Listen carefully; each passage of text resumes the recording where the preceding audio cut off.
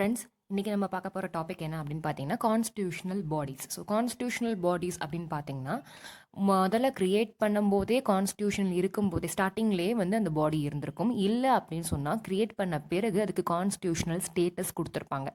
So அந்த மாதிரி நிறைய கமிஷன்ஸ், நிறைய இண்டிபெண்ட் பாடி செயல்பட்டு இருக்கு நம்ம இந்தியாவில். அதை பற்றின இன்ஃபர்மேஷன் தான் நம்ம பார்க்க போகிறோம். சரிங்களா? சரி, வாங்க இன்னைக்கு வீடியோ கண்டென்ட்குள்ளே போகலாம். பொதுவாக ஒரு கமிஷன் இல்லை ஒரு இண்டிபெண்ட் பாடி அப்படின்னு நம்ம எடுத்துக்கிட்டோம் அப்படின்னு பார்த்தீங்கன்னா, அதில் நம்ம என்னெல்லாம் பார்க்கணும், ஒரு எக்ஸாம் பாயிண்ட் ஆஃப் வியூவில் நான் சொல்கிறது என்னெல்லாம் பார்க்கணும் அப்படின்னு பார்த்தீங்கன்னா, அதில் மெம்பர்ஸ் எத்தனை பேர் இருக்காங்க, சரிங்களா? சேலரி எவ்வளோ கொடுக்குறாங்க, டென்யூர் ஆஃப் சர்வீஸ் எத்தனை வருஷத்துக்கு ஒரு தடவை அவங்க வந்து ஒர்க் பண்ணிகிட்ருக்காங்க, அதுக்கப்புறம் ரீஅப்பாயின்மெண்ட்ஸ் எப்படி இருக்குது, அப்பாயின்மெண்ட்ஸ் எந்த மாதிரி பண்ணுறாங்க, யார் பண்ணுறாங்க, ஃபங்க்ஷன்ஸ் அவங்களுடைய ரோல் அண்ட் ஃபங்க்ஷன்ஸ் என்ன, அப்புறம் அவங்களோட ரிமூவல் ப்ரொசீஜர் என்ன. ஸோ முக்கியமாக அது கான்ஸ்டியூஷனல் பாடியா, நான் கான்ஸ்டியூஷனல் பாடியா, ஸ்டாச்சுட்டரி பாடியா, நான் ஸ்டாச்சுட்டரி பாடியா, அதெல்லாம் பார்க்கணும். இப்போது கான்ஸ்டியூஷனல் அப்படின்னு கான்ஸ்டியூஷனல் பாடி அப்படின்னு பார்த்தீங்கன்னா அவங்க கான்ஸ்டியூஷன் அசம்பிளியே அடாப்ட் பண்ணியிருப்பாங்க. நான் கான்ஸ்டியூஷனல் அப்படின்னு பார்த்தீங்கன்னா கான்ஸ்டியூஷன் எனாக்ட் பண்ணும்போது இதை அடாப்ட் பண்ணியிருக்க மாட்டாங்க. ஸ்டாச்சுட்டரி ஸ்டேட்டஸ் அப்படின்னு பார்த்தீங்கன்னா எப்போ பார்லிமெண்ட் ஒரு பில் பாஸ் பண்ணி ஆக்ட் பாஸ் பண்ணி ஒரு கமிஷன் ப்ரொடியூஸ் பண்ணுறாங்களோ அது வந்து ஸ்டாச்சுட்டரி ஸ்டேட்டஸ் கொண்டு வந்துடுவாங்க. நான் ஸ்டாச்சுட்டரி அப்படின்னு பார்த்தீங்கன்னா ஒரு ரெசல்யூஷன், ஒரு சாதாரணமான ஒரு ரெசல்யூஷன் பாஸ் பண்ணி ஒரு பாடியோ ஒரு கமிஷனோ க்ரியேட் பண்ணுறாங்க அப்படின்னு பார்த்தீங்கன்னா அது நான் ஸ்டாச்சுட்டரி. சரிங்களா? இதுதான் இந்த 4க்கும் இருக்கக்கூடிய வித்தியாசம். நெக்ஸ்ட் என்னன்னு பார்த்தீங்கன்னா ஃபஸ்ட்டு நம்ம பார்க்க போகிறது எலெக்ஷன் கமிஷன். ஸோ நான் அதை விரிவாக எழுதலை, நோட்ஸ் தான் இது. சரிங்களா? முக்கியமான ஒரு விஷயம், இது புக்கு கிடையாது, இது நோட்ஸ். ஸோ கட் ஷார்ட்டாக உங்களுக்கு கரெக்டாக எக்ஸாம் பாயிண்ட் ஆஃப் வியூவில் எல்லாமே நான் டினோட் பண்ணி எழுதியிருக்கேன். சரிங்களா? அண்ட் என் ஹேண்ட் ரைட்டிங் புரியும்னு நினைக்கிறேன், நம்புகிறேன். So election commission. So first of all election commission நம்ம எடுத்துக்கிட்டோம் அப்படின்னா அதோட டென்யூர் ஆஃப் சர்வீஸ் பார்த்தீங்கன்னா 65 இயர்ஸ் ஆர் 6 இயர்ஸ். ஒருத்தவங்க நம்ம அப்பாயிண்ட் பண்ணிட்டோம் அப்படின்னா அவங்க 65 வயசு வரைக்கும் அவங்க ஒர்க் பண்ணலாம், இல்லைனா 6 வருஷம் அவங்க ஒர்க் பண்ணலாம். எது முதல்லையோ அவங்க வந்து அதன்படி அவங்க ஒர்க் பண்ணலாம். இப்போ வந்து ஒருத்தவங்க வந்து 62 இயர்ஸில் அப்பாயிண்ட் ஆகிறான்னு வச்சுக்கோங்க. அப்போ அவங்க 3 இயர்ஸ் தான் அங்கே சர்வ் பண்ண முடியும். 65 இயர்ஸ் வந்து 3 இயர்ஸ்லேயே அவங்களுக்கு வந்துடும். அதுக்கப்புறம் வந்து அவங்க அப்பாயின்மெண்ட் கிடையாது, அங்கே ஒர்க் பண்ண போகிறது கிடையாது. இதே இது வந்து அவங்க வந்து 59 இயர்ஸில் வந்தாங்க அப்படின்னா அவங்களுக்கு 6 இயர்ஸ் ஆல்ரெடி இருக்குது. ஸோ 6 இயர்ஸ் வரைக்கும் அவங்க ஒர்க் பண்ணலாம். ரைட்? ஸோ நெக்ஸ்ட் என்னன்னு பார்த்தீங்கன்னா இது வந்து ஒரு permanent and independent body of constitution. அப்போ கான்ஸ்டியூஷனே எனாக்ட் பண்ண ஒரு பாடி தான். பெர்மனண்ட்டான ஒரு விஷயம், இதை யாரும் மாற்ற முடியாது, இண்டிபெண்ட்டாக செயல்படும். இண்டிபெண்ட்டாக செயல்படும் அப்படின்னா என்னன்னு பார்த்தீங்கன்னா பொதுவாக ஒரு கமிஷன் எடுத்துக்கிட்டிங்கன்னா அதோட சேலரி, அதோட டென்யூர், அதுக்கு மெம்பர், இது எல்லாமே பார்த்தீங்கன்னா ஆல்ரெடி கான்ஸ்டியூஷன்லேயே ப்ரிசர்வ் பண்ணியிருப்பாங்க கான்ஸ்டியூஷனல் பாடியில். சரிங்களா? ஸோ இண்டிபெண்ட்டாக செயல்படும். பார்லிமெண்ட் வந்து டைமுக்கு டைம் வந்து மாற்ற முடியாது. அவங்களோட டென்யூர் ஆஃப் சர்வீஸோ, சேலரிஸோ, இல்லை அவங்க பொசிஷனையோ, அவங்க ஃபங்க்ஷன்ஸோ எதுவுமே பார்லிமெண்ட் ஓட் பண்ணி மாற்ற முடியாது. இது ஃபிக்ஸட். கான்ஸ்டியூஷனில் எனாக்ட் பண்ணும்போது என்ன மாதிரி இருந்ததோ அப்படி தான் ப்ரொலாங்காக இருந்துகிட்டே இருக்கும். நெக்ஸ்ட் அதோடைய ஃபங்க்ஷன்ஸில் என்னென்னு பார்த்தீங்கன்னா administrative, quasi, judicial, advisory. So advisory இந்த சென்ஸ் பொலிட்டிக்கல் பார்ட்டிஸ்க்கு ஏதாவது டவுட்ஸ் இல்லை ஏதாவது வந்து அட்வைஸ் பண்ணணும் அப்படின்னு சொன்னால் கண்டிப்பாக பண்ணுவாங்க. அட்மினிஸ்ட்ரேட்டிவ் அப்படின்னு சொன்னால் எலெக்ஷன் கமிஷன் எலெக்ஷனை கண்டக்ட் பண்ணுறாங்கன்றது உங்களுக்கு எல்லாத்துக்குமே தெரியும். ஸோ அட்மினிஸ்ட்ரேட்டிவ் பர்பஸ்லையும் அவங்க ஒர்க் பண்ணுறாங்க. And next quasi judicial. Quasi judicial அப்படின்னு பார்க்கும்போது எங்கேயாவது ஒரு கான்ஸ்டியூஷன் அசம்பிளியில் பார்த்தீங்கன்னா ஃப்ராட் தனம் பண்ணி யாரோ ஒருத்தவங்க எம்எல்ஏ ஆயிருக்காங்க, இல்லை மினிஸ்டர் ஆயிருக்காங்க, இந்த மாதிரி பிரச்சனைகள் நடந்துட்டுருக்கு. And anti defection law. So ஒருத்தவங்க வந்து எலெக்ட் ஆன பிறகு ஒரு கட்சியிலேருந்து இன்னொரு கட்சிக்கு தவறுது. ஸோ இந்த மாதிரியான விஷயஸ் எல்லாத்துலேயுமே குவாசி ஜுடிஷியலாக எலெக்ஷன் கமிஷன் ஆக்ட் பண்ணும். சரிங்களா? நெக்ஸ்ட் பார்த்தீங்கன்னா ரிமூவல். ஸோ ரிமூவல் அப்படின்றது சாதாரணமாக இவங்களை ரிமூவல் பண்ண முடியாது. Special majority of parliament. So both ஹவுசஸ்மே இருந்து ஓட் பண்ணி ஸ்பெஷல் மெஜாரிட்டி படி தான் ரிமூவல் பண்ணுவாங்க. அவங்களுடைய ரிமூவல் யார் பண்ணுவாங்கன்னா பிரசிடென்ட் தான் பண்ணுவாங்க. ஸோ கண்டிப்பாக ஸ்பெஷல் மெஜாரிட்டி பாஸ் ஆகிடுச்சுன்னா டெஃபினட்டாக பிரசிடென்ட் ரிமூவ் பண்ணிடுவார். ஸோ இவங்களுடைய ரிமூவல் எப்படி இருக்கும் அப்படின்னு பார்த்தீங்கன்னா சுப்ரீம் கோர்ட் ஜட்ஜை வந்து எந்த ப்ரொசீஜரில் நம்ம ரிமூவ் பண்ணுறோமோ அதே ப்ரொசீஜர் தான் எலெக்ஷன் கமிஷன் ஆஃப் இந்தியா அவங்களையும் நம்ம வந்து ரிமூவல் பண்ணுறோம். ஸோ அதனால தான் குவாசி ஜுடிஷியல். ஸோ ஜுடிஷியரிக்கு இருக்கக்கூடிய பாதி விஷயம் இவங்க பண்ணுவாங்க. அதனால தான் குவாசி ஜுடிஷியரி. ரைட்? நடுவில் வந்து அவங்களுக்கு ஏதாவது தேவை இருக்குது, ரிசைன் பண்ணிக்கிறேன், ப்ரெஷர் இருக்குது, உடம்பு முடியல, ஸோ அதனால் நான் ரிசைன் பண்ணிக்கிறேன் அப்படின்னு சொன்னால் கண்டிப்பாக அவங்க ரிசைன் பண்ணிக்கலாம். சரிங்களா? இவ்வளோ தான் எலெக்ஷன் கமிஷனை பற்றி. அடுத்து எது அப்படின்னு பார்த்தீங்கன்னா யூபிஎஸ்சி. ஸோ யூபிஎஸ்சி தெரியும், union public service commission recruiting agency. அதாவது இந்தியாவுக்கு தேவையான ஐஏஎஸ் ஆஃபீஸர்ஸை ரெக்ரூட் பண்ணுறவங்க அவங்க தான். ஸோ அவங்களோட டென்யூர் பார்த்தீங்கன்னா 65 years or 6 years for both chairman and member, ரெண்டு பேருக்குமே. இப்போது சேர்மேனோட ஆஃபீஸ் வேக்கண்ட் ஆயிடுச்சு அப்படின்னு சொன்னால் அவங்களுடைய மெம்பர்ஸ் இருக்காங்க பார்த்தீங்களா, அவங்கள ஒருத்தவங்கள பிரசிடென்ட் வந்து அப்பாயிண்ட் பண்ணலாம், ரைட்?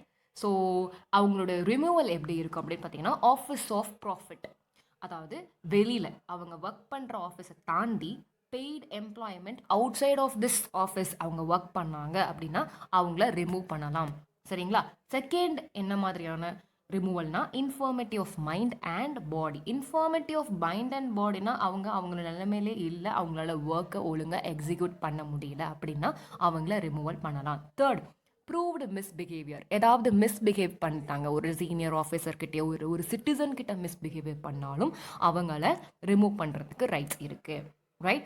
அந்த விஷயத்தில் ப்ரூவ்டு மிஸ்பிஹேவியர் அப்படின்ற அந்த விஷயத்தில் எஸ்சி, அதாவது சுப்ரீம் கோர்ட் கிட்ட என்கொயரி பண்ணுவாங்க. சுப்ரீம் கோர்ட் வந்து என்ன சொல்லுதோ it is on binding. President வந்து அதுக்கேற்ற மாதிரி தான் மூவ் பண்ணணும். இல்லை மிஸ்பிஹேவியர் அவங்க பண்ணலை, அவங்க மேலே வந்து சும்மா பழி போட்டிருக்காங்க அப்படின்னு சுப்ரீம் கோர்ட் சொல்லிடுச்சுன்னா டெஃபினட்டாக அதை தான் கேட்கணும். இல்லைனா டெஃபினட்டாக சுப்ரீம் கோர்ட் வந்து அவங்களுக்கு சாதகமாக ஆமாம்மா மிஸ்பிஹேவ் பண்ணிட்டாங்க, கண்டிப்பாக அவங்கள வந்து ரிமூவல் பண்ணிவிடுங்க அப்படின்னு சொல்லிட்டாங்கன்னா பிரசிடென்ட் வந்து அதுக்கேற்ற மாதிரி பண்ணிவிடுவாங்க. ஸோ அவங்களோட ஜட்ஜ்மெண்ட் வந்து பைண்டிங் ஆன் பிரசிடென்ட், சரிங்களா? அது ரொம்ப முக்கியம்.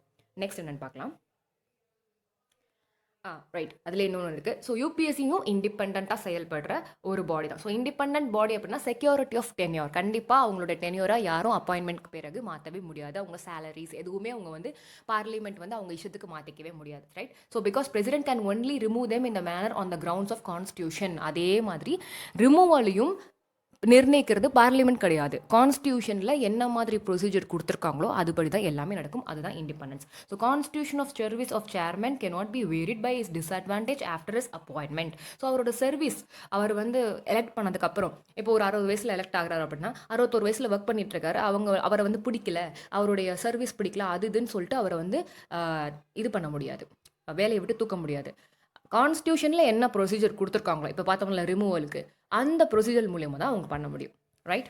நெக்ஸ்ட் என்னன்னு பார்த்தீங்கன்னா state public service commission. So state public service commission and அதுக்கு முன்னாடி யூபிஎஸ்சியும் சரி ஸ்டேட் பப்ளிக் சர்வீஸும் சரி ரெண்டுக்கும் சேர்ந்து தான் ஆர்டிக்கல் 315 to 323. ஸோ ரெண்டு பேருக்கும் இருக்கக்கூடிய ப்ரொசீஜர் எல்லாமே ஆர்டிக்கல் 315 to 323 கொடுத்துருக்காங்க கான்ஸ்டியூஷன் ஆஃப் இந்தியாவில், ரைட்? ஸோ ஸ்டேட் கமிஷனுடைய அப்பாயின்மெண்ட்ஸ் என்னென்னன்றதை பார்ப்போம். ஸோ கான்ஸ்டியூஷன் அகெயின் யூபிஎஸ்சிக்கு மாதிரி ஸ்டேட் கமிஷனுக்கும் என்ன பண்ணியிருக்கு, appointment, removal, composition, power, function எல்லாமே கொடுத்துருக்கு. அண்ட் அகெயின் யூபிஎஸ்சி மாதிரி எஸ்பிஎஸ்சியும் இண்டிபெண்ட் பாடி தான். ஸோ இதோடைய சேர்மன் அண்ட் அதர் மெம்பர்ஸ் யார் அப்பாயிண்ட் பண்ணுறாங்க அப்படின்னு பார்த்தீங்கன்னா இந்த இடத்துல கவர்னர் அப்பாயிண்ட் பண்ணுறாங்க.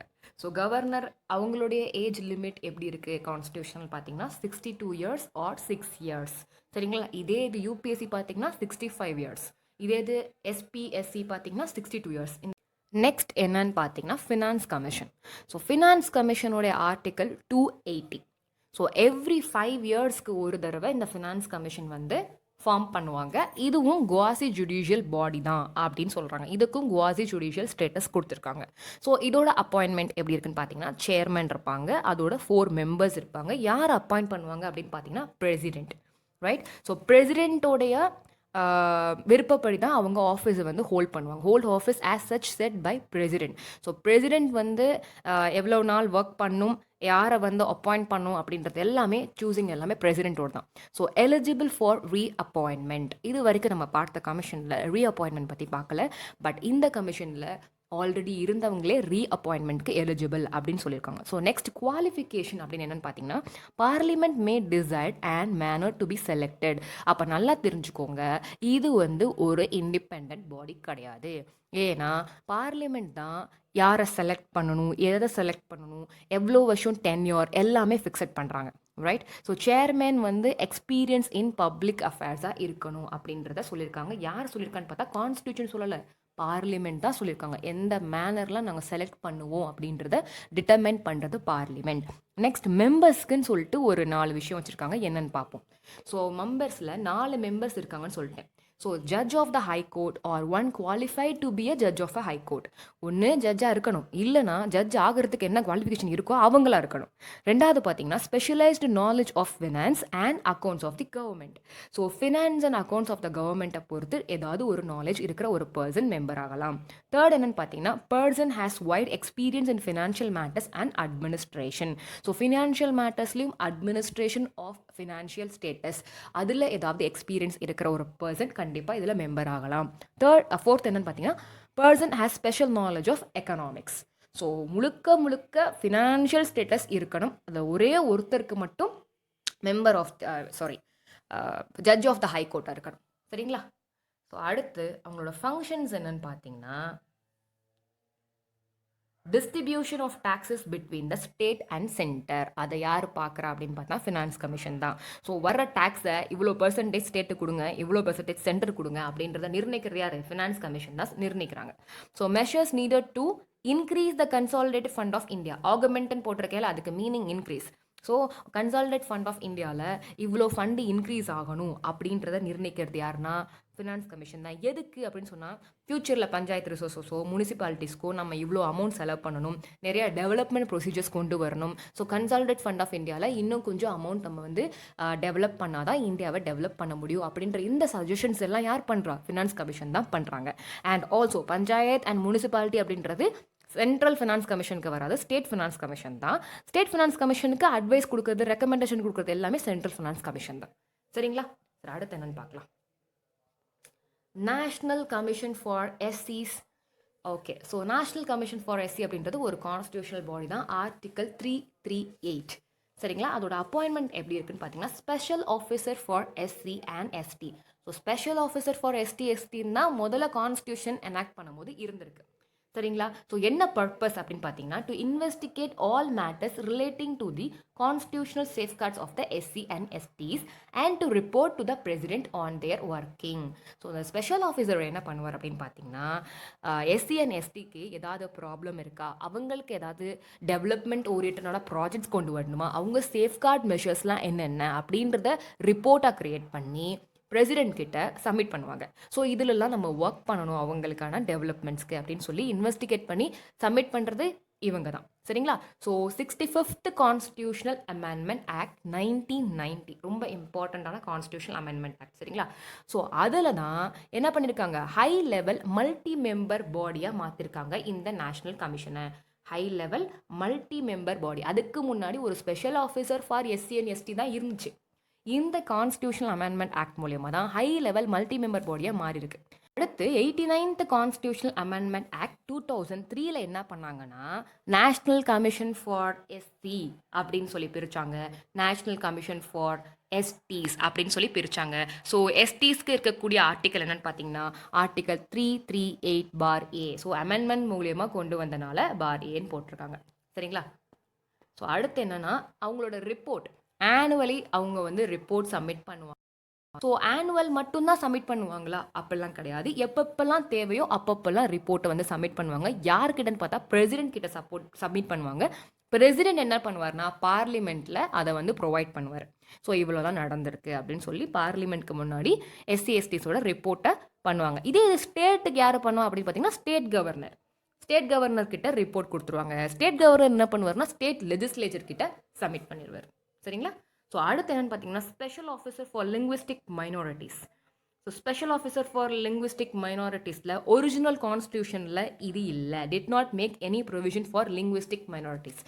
ஒரிஜினல் கான்ஸ்டியூஷன் லிங்குவிஸ்டிக் மைனாரிட்டிஸ்க்கு ஒரு ஸ்பெஷல் ஆஃபீஸர் அப்படிலாம் எதுவுமே கொடுக்கல.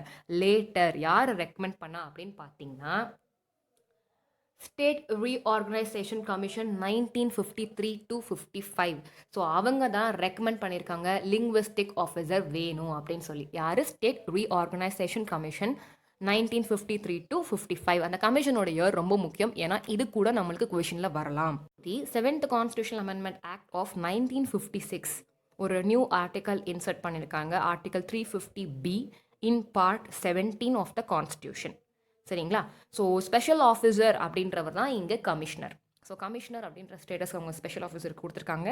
ஸோ அவரும் ரிப்போர்ட் சப்மிட் பண்ணுவார். யார்கிட்டனா பிரசிடென்ட் கிட்ட. ஸோ பிரசிடென்ட் என்ன பண்ணுவார்னா பார்லிமெண்ட்டை கொடுப்பாரு. இதே இது linguistic special linguistic minorities particular state கிட்ட வந்து அவங்க கொடுக்கணும். ஸ்டேட்டில் ஏதாவது ரிஃபார்ம் எடுத்திருக்காங்க அப்படின்னா அந்த ரிப்போர்ட்டை பிரசிடென்ட் ஸ்டேட் கிட்ட சப்மிட் பண்ணிடுவார். சரிங்களா? ஸோ லிங்குவிஸ்டிக் கமிஷனர் அப்படின்றவர் எதுக்கு கீழே, எந்த டிபார்ட்மெண்ட் கீழே அப்படி வராருன்னு பார்த்தீங்கன்னா ministry of minority affairs. And not only linguistic commissioner, linguistic டிபார்ட்மெண்ட்டில் இருக்கக்கூடிய மெம்பர்ஸ் எல்லாமே மினிஸ்ட்ரி ஆஃப் மைனாரிட்டிஸ் அஃபேர்ஸ்குள்ளே தான் வருவாங்க. சரிங்களா? ஸோ இவங்களுடைய ஆஃபீஸ் எங்கே இருக்குது அப்படின்னு பார்த்தீங்கன்னா ஹெட் குவார்ட்டர்ஸ் அலகாபாடில், யூபியில், உத்தரப்பிரதேஷில் இருக்குது. ஸோ 3 ரீஜனல் ஆஃபீஸஸ் இருக்குது. பெல்காம் கர்நாடகாவில், Chennai Tamil Nadu, Kolkata west Bengal. Each is headed by assistant commissioner. ஒவ்வொரு ஆஃபீஸையும் அசிஸ்டன்ட் கமிஷனர் ஹெட் பண்ணிட்டு இருக்காங்க. ஸோ இவங்க எல்லாருமே ரிப்போர்ட் ப்ரொடியூஸ் பண்ணுவாங்க annually to the president. So இவங்களுடைய qualification, tenure, salaries, allowances, service conditions, procedure for removal, இது எல்லாமே பார்லிமெண்ட் தான் டிட்டர்மைன் பண்ணுவாங்க. சரிங்களா? ஓகே. Next CAG. கேக் அப்படின்றது comptroller and auditor general of India. So இவர் முக்கியமான ஆடிட்டருங்க. எல்லா பர்சனல் விஐபிஸ்க்கும் ஆடிட்டர் இருக்காங்களா? ஸோ எல்லா கண்ட்ரிக்கும் ஒரு ஆடிட்டர் இருப்பாங்க. So article 148 provides head of the Indian constitution audit and account department. Audit and account டிபார்ட்மெண்ட்டோட ஹெட் வந்து கேக். சரிங்களா? ஸோ இது இண்டிபெண்ட் ஆஃபீஸ். அகெயின் அவரோட சேலரி, அவரோட ரிமூவல், இது எதுவுமே கான்ஸ்டியூஷனில் சொல்கிறபடி தான் பண்ண முடியும். பார்லிமெண்ட் அவங்க இஷ்டத்துக்கு பண்ண முடியாது. So he is provided with security of tenure. அவரோட சேலரி பார்த்தீங்கன்னா equal to the judge of the supreme court from the consolidated fund of இந்தியாவில் தான் இருப்பாங்க. ஸோ எந்தெந்த பாடிலாம் independent office, so security tenure கொடுத்துருக்காங்க, சேலரி கொடுத்துருக்காங்க, எல்லாமே கன்சால்டேட் ஃபண்ட் ஆஃப் இந்தியாவில் தான் அவங்க எடுப்பாங்க. சரிங்களா? ஸோ இது வந்து பார்லிமெண்ட் ஓட் பண்ணி மாற்ற முடியாது. அடுத்து வந்து entire financial account of centre and state government full and full CAG தான் பார்ப்பாங்க. சரிங்களா? இவ்வளோ தான் கேக் பற்றி. அடுத்து attorney general of India. So and also அவங்களோட ஃபங்க்ஷன்ஸ் என்னென்னு பார்த்தீங்கன்னா கேகோட ஏதாவது அக்கௌண்ட்ஸ்லையோ இல்லை வந்து பணம் கடன் வாங்குறது, பணம் டெவலப்மெண்ட்க்கு கொடுக்குறது, இந்த மாதிரி ஏதாவது கவர்மெண்ட்க்கு அட்வைஸ் பண்ணுறது எல்லாமே பண்ணுவாங்க. சரிங்களா? So attorney general of India அடுத்து. ஸோ ஆர்டிகல் 76 அது என்ன சொல்லுது அப்படின்னு பார்த்தீங்கன்னா அட்டார்னி ஜெனரல் ஆஃப் இந்தியா தான் ஹையஸ்ட் லா ஆஃபீஸர் அப்படின்னு சொல்கிறாங்க. இந்தியாவிலேயே ஹையஸ்ட் லா ஆஃபீஸர் யாருன்னா attorney general of India. Okay. So அவருடைய அப்பாயின்மெண்ட் பிரசிடென்ட் தான் பண்ணுறாங்க. ஸோ கேட்டகரி என்னென்ன கேட்டகரியில் அவர் அப்பாயிண்ட் பண்ண முடியும் அப்படின்னு பார்த்தீங்கன்னா ஜட்ஜ் ஆஃப் அ சுப்ரீம் கோர்ட்டாக இருக்கணும், or advocate of high court for 10 இயர்ஸாக இருக்கணும், or judge of high court for 5 இயர்ஸாக இருந்திருக்கணும், or eminent jurist in the president opinion. பிரசிடென்ட்டோட பார்வையில் அவர் ஒரு எமினன்ட் ஜூரிஸ்டாக இருக்கணும். அப்போனா இவர் வந்து அப்பாயிண்ட் ஆகிறதுக்கு வாய்ப்பு இருக்குது. ஸோ இவங்களோட டென்யூர் பார்த்தீங்கன்னா not fixed by the constitution. அப்போ இது வந்து இண்டிபெண்ட் கிடையாது. கான்ஸ்டியூஷன் வந்து ஃபிக்ஸ் பண்ணலை அப்படின்னு சொன்னால் அதை ஃபிக்ஸ் பண்ணுறது பிரசிடென்ட்டாக தான் இருக்கும். So removal, constitution does not contain procedure of removal, holds office during the pleasure of the president. So பிரசிடென்ட்க்கு தேவைன்னா அவர் வந்து அவங்க இந்த பர்டிகுலர் பர்சனை அப்பாயிண்ட் பண்ணலாம். பிரசிடென்ட்க்கு தேவையில்லைன்னா பர்டிகுலர் பர்சனை ரிமூவ் பண்ணிடலாம். அடுத்து என்னன்னு பார்த்தீங்கன்னா உங்களோட ஃபங்க்ஷன்ஸ்லாம் என்னன்னு பார்த்தீங்கன்னா legal advice for government of India on legal matters, discharge of functions conferred by constitution. So constitution அவங்கக்கிட்ட ஏதாவது ஒரு ஃபங்க்ஷன் கொடுக்குது, ஏதாவது லா வந்து அவங்களுக்கு ஃபங்க்ஷன்ஸ் கொடுத்துருன்னா அந்த ஃபங்க்ஷன்ஸ்லாம் அவங்க பண்ணணும். To appear on the behalf of government of India in all the cases of supreme court. Supreme கோர்ட்டில் கவர்மெண்ட் ஆஃப் இந்தியாவுக்கு பதிலாக இவர் தான் போய் நிற்பார், வாதாடுவார், எல்லாமே பண்ணுவார். சரிங்களா? பேப்பர் சப்மிட் பண்ணுறது எல்லாமே இவர் தான். ஸோ சுப்ரீம் கோர்ட் வந்து கவர்மெண்ட் ஆஃப் இந்தியாவுக்கு ஏதாவது நோட்டீஸ் கொடுக்குது, நீங்கள் வந்து சொல்லி ஆகணும் அப்படின்னு சொன்னால் அட்டார்னி ஜெனரல் ஆஃப் இந்தியா தான் கவர்மெண்ட் ஆஃப் இந்தியாவுக்கு பதிலாக போய் ரெப்ரசென்ட் பண்ணுவார். சரிங்களா? To appear on any high court on behalf of government of India. அதே மாதிரி ஹை கோர்ட்லையும் சேம் தான். So advocate general of state அது என்னன்னு பார்த்தீங்கன்னா ஆர்டிகல் 165 வந்து highest law officer of state அப்படின்னு சொல்லியிருக்கு. ஸோ அந்த ஆர்டிகல் என்னன்னு பார்த்துக்கோங்க, இந்த ஆர்டிகல் என்னன்னு பார்த்துக்கோங்க. இவர் அப்பாயிண்ட் பண்ணது கவர்னர். ஸோ ரெண்டையும் கம்பேர் பண்ணிக்கோங்க. ஸ்டேட்டுக்கும் சென்ட்ரலுக்கும் ஒரு மைன்யூட் வித்தியாசம் தான் இருக்கும், வேறு எதுவுமே கிடையாது. இவரோட ஃபங்க்ஷன் ஸ்டேட்டில் இருக்கும், அவரோட ஃபங்க்ஷன் ஆல் ஓவர் த இந்தியாவாக இருக்கும், அவ்வளோதான். So qualify to the judge of high court. So high கோர்ட்டுக்கு ஜட்ஜ் ஆகிறதுக்கு ஒரு குவாலிஃபிகேஷன் இருந்தால் அவர் வந்து இந்த அட்வொகேட் ஜெனரல் ஆஃப் இந்தியாவாக இருக்கலாம். Must held judicial office for 10 years. At least 10 இயர்ஸ்க்காவது ஜுடிஷியல் ஆஃபீஸ் வந்து ஹெல்ட் ஆகிருக்கணும். Must be an advocate for 10 years. இல்லை அப்படின்னு பார்த்தீங்கன்னா ஒரு 10 இயர்ஸ்க்கு அட்வொகேட்டாக இருந்திருக்கணும். ஸோ இவரோட டென்யூரும் ஃபிக்ஸ்டு கிடையாது. ஹோல்ட்ஸ் ஆஃபீஸ் இந்த pleasure of the governor. So கவர்னரோடைய பிளஷரில் தான் இவரும் வேலை பார்க்குறாரு. ஸோ கவர்னருக்கு தேவைன்னா இவர் ரிமூவ் பண்ணிடலாம். Remuneration of advocate general is not fixed by the constitution. அதாவது அவருக்கு சேலரி, அவருடைய சர்வீசஸ், ஸோ எதுவாக இருக்காலும் இதெல்லாம் வந்து கான்ஸ்டியூஷன் ஃபிக்ஸ் பண்ணல. So they receive such remuneration as the governor. So கவர்னரோடைய விஷ் படி தான் எல்லாமே இருக்கும். ஸோ ஃபங்க்ஷன்ஸ் என்னன்னு பார்த்தீங்கன்னா, இவங்களும் ஸ்டேட் கவர்மெண்ட்க்கு லீகல் மேட்டர்ஸ்க்கு அட்வைஸ் பண்ணலாம். Legal matter assign to them by the governor. Governor வந்து இந்த லீகல் மேட்டர் டீல் பண்ணுங்க அப்படின்னு சொல்லி ஏதாவது அசைன் பண்ணார்னா அதை போய் பண்ணணும். To discharge the functions conferred on them by the constitution or any other law. So கான்ஸ்டியூஷனோ இல்லை வேறு ஏதாவது ஒரு லாவோ அவங்களுக்கு ஏதாவது ஒரு ஒர்க் கொடுக்குன்னா அதை போய் அவங்க பண்ணணும். சரிங்களா? ஸோ அடுத்து என்ன முக்கியமான ஒரு விஷயம் அட்வொகேட் ஜெனரலுக்கும் அட்டார்னி ஜெனரலுக்கும் என்னென்னு பார்த்தீங்கன்னா, அவங்க வந்து member of parliament, member of state legislature அப்படின்ற ஸ்டேட்டஸ் கூட வாங்கலாம். சிட்டிங்ஸ் ப்ரொசீஜர்ஸ்லையும் இல்லை ஏதாவது ஒரு செஷன் நடக்குதுன்னா எல்லாத்துலேயும் டேக் பார்ட் பண்ணலாம். ஆனால் அவங்களுக்கு வந்து ஓட்டிங் அப்படின்ற அந்த ரைட்ஸ் மட்டும் கொடுக்க மாட்டாங்க. So they can get the status of even member of parliament or the member of state legislature, but voting rights மட்டும் கொடுக்க மாட்டாங்க. சரிங்களா? சரி, அவ்வளோதான் கான்ஸ்டியூஷனல் பாடிஸ் பற்றி. ஸோ அடுத்தடுத்து உங்களுக்கு வீடியோஸ் வந்துட்டு இருக்கும். ஸோ அடுத்த வீடியோ நான் கான்ஸ்டியூஷனல் பாடியை பற்றி நான் அப்டேட் பண்ணிடுறேன். நம்ம சேனலை மறக்காமல் சப்ஸ்கிரைப் பண்ணிடுங்க. டிஎன்பிஎஸ்சி படிக்கிற எல்லா ஃப்ரெண்ட்ஸ்க்கும் இதை ஷேர் பண்ணுங்கள். Okay, thank you.